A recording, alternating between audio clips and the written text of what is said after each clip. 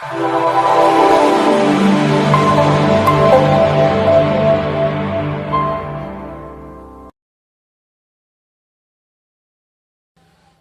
The lord. మన ప్రభును ప్రియరక్షకుడైన యేసుక్రీస్తు వారి పరిశుద్ధమైన నామములో నా ప్రియమైన సహోదరి సహోదరులందరికీ జీసస్ ఫెలోషిప్ పరిచర్య ద్వారా నా హృదయపూర్వకమైన వందనాలు తెలియజేస్తున్నాను. దేవుడు మిమ్మల్ని దీవించునుగాక. ఈ దినమంతటికి విశేషమైన కృపయు, ప్రేమ, సమాధానము, సంతోషము, ఆరోగ్యము, ఆయుస్సు దేవుడు మీకు సమృద్ధిగా అనుగ్రహించునుగాక. ప్రియమైన వాళ్ళరా, మనల్ని ఎంతగానో ప్రేమించిన దేవుడు మరుసటి రోజును మనకు అనుగ్రహించారు. అందును బట్టి ప్రభు నేను స్తుతిస్తూ ఉన్నాను. ఈ దినము దేవుని వాక్యము ధ్యానము కొరకై కొద్ది నిమిషాలు మనం దేవుని వాక్యాన్ని ధ్యానం చేద్దాం. పరిశుద్ధ గ్రంథం నుండి మత్తయి సువార్త 9వ అధ్యాయము 29వ వచనాన్ని నేను చదువుతాను. వారు నమ్ముచున్నాము ప్రభువా అని ఆయనతో చెప్పిరి.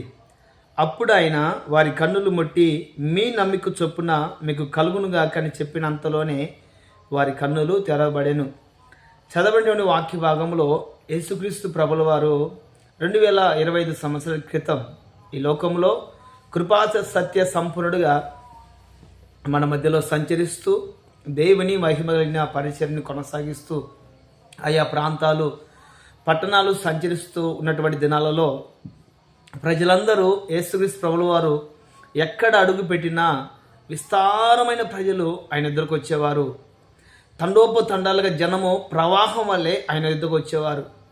వచ్చిన వారందరినీ కూడా దేవుడు దర్శించి వారిలో ఆ జన ప్రవాహంలో రోగులైన వారిని స్వస్థపరిచేవాడు. కుంటి వారికి నడకనిచ్చేవాడు, గుడ్డి వారికి చూపునిచ్చాడు, మగవారికి మాటనిచ్చాడు, చెవిటి వారికి వినికిడి దయచేశాడు. అలాగే రక్తస్రావం వారిని స్వస్థపరిచాడు. మూర్ఛ రోగులైన వారైతేనేమి, పక్షవాయువులు అయితేనేమి, కుష్ఠరోగులు అయితేనేమి, సమస్త విధములైన రోగము కలిగిన వారిని దేవుడు బాగు చేశాడు. అంత మాత్రమే కాకుండా చనిపోయిన వారిని సహితము ఆయన పేరు పెట్టి లేపగలిగాడు. అసాధ్యమైన కార్యాలు, ఆశ్చర్యమైన కార్యాలు, మహోపకార్యాలు, మహా అద్భుతమైన కార్యాలు దేవుడు జరిగిస్తున్నటువంటి దినాలలో ఒకానొక సందర్భంలో యేసుక్రీస్తు ప్రభుల వారు ఆశ్చర్యకరుడు. ఒక గ్రామంలోకి వచ్చిన తర్వాత ఒక ఇద్దరు గుడ్డివారు ఆయన బ్రతిమలాడుతున్నారండి. ఆయన బ్రతిమలాడుతున్నారు. 27వ వచనం నుండి చదువుతాను. యేసు అక్కడి నుండి వెళ్ళుచుండగా ఇద్దరు గుడ్డివారు ఆయన వెంట వచ్చి, దావీదు కుమారుడా, మమ్ము కరుణించమని కేకలు వేసిరి. ఇద్దరు గుడ్డివారు వచ్చి, దావీదు కుమారుడా, మమ్మల్ని కరుణించమని కేకలు వేసిరి. ఆయన ఇంట ప్రవేశించిన తర్వాత ఆ గుడ్డివారు ఆయన ఎద్దుకు వచ్చిరి.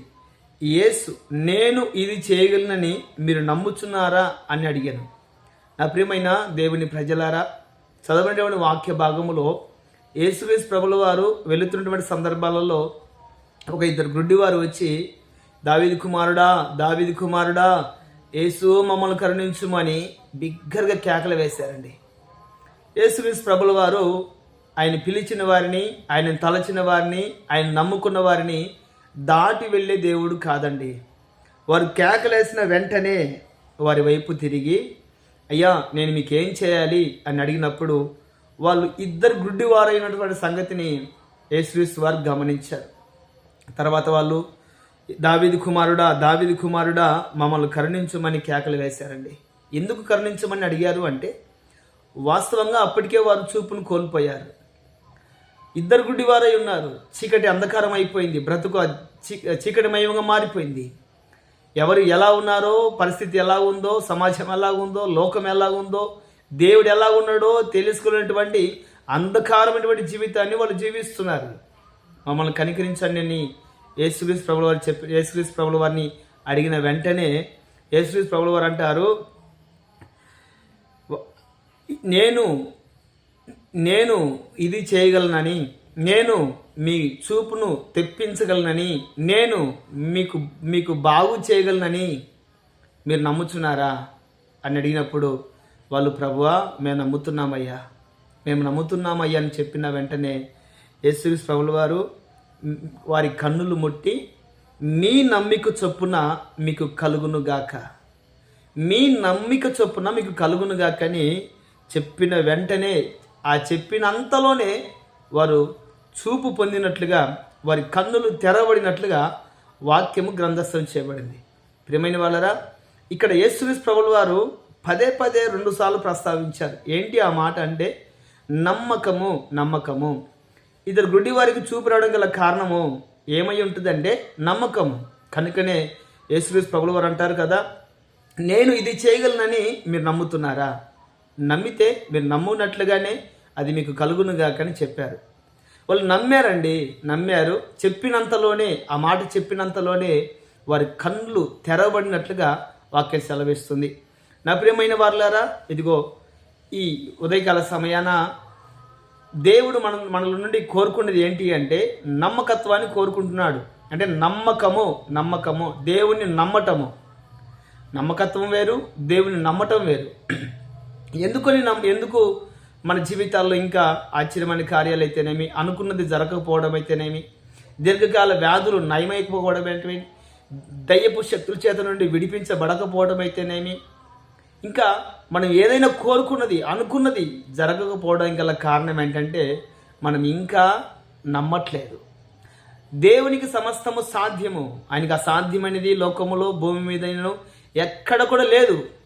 కానీ మనలో అసాధ్యం అవుతుందంటే మనము నమ్మలేదని అర్థం. ఒక మాట మీకు చెప్తానేవ్వండి. మరియా మార్తలకి ఇద్దరికి కలిసి ఒక సహోదరుడు ఉన్నాడు, లాజరు. మనకందరికీ తెలుసు. లాజరు చనిపోయి 3 రోజులైంది, సమాధిలో ఉంచబడి పాతి పెట్టబడ్డాడు. యేసుక్రీస్తు ప్రభుల వారు ఆ స్థలానికి వచ్చాడు. మరియా, మార్త ఇద్దరు భయంకరంగా ఏడుస్తున్నారు. యేసుక్రీస్తు ప్రభుల వారు అంటారు, అమ్మా, నేను మీ తమ్ముడిని బ్రతికించగలనని మీరు నమ్ముచున్నారా? ఈ నమ్మకం మీద బేస్ అవుతుందండి. నమ్మకం మీదనే దేవుడి కార్యాలు కూడా, ఆశ్చర్యమైన కార్యాలు కూడా జరుగుతాయి. అప్పుడు వాళ్ళు, ప్రభువా, మేము నమ్ముతున్నామయ్యా అని చెప్పినప్పుడు, నమ్ముట నీ వలన అయితే నమ్మువానికి సమస్త